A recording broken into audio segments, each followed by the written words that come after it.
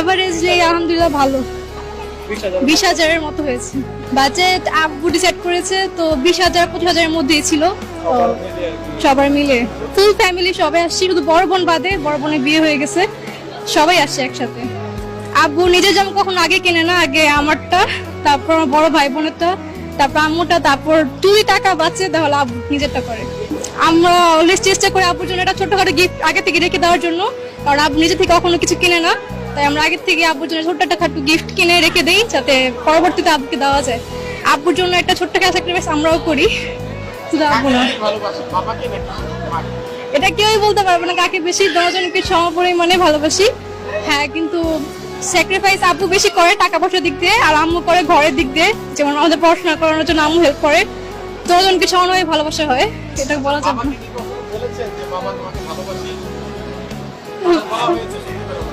না।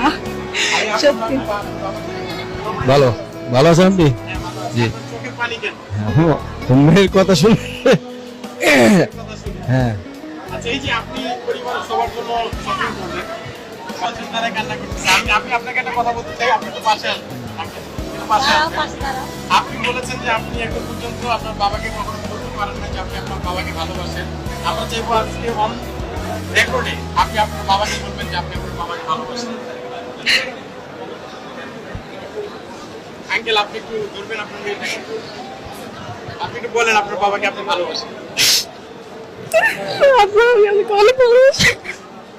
আমরা সবাই আব্বুর অনেক ভালোবাসি। সবার চোখে পানি।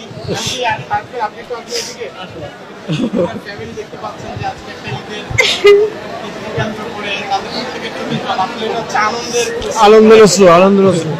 ফ্যামিলি এভাবে তাদের বাবা মায়ের জন্য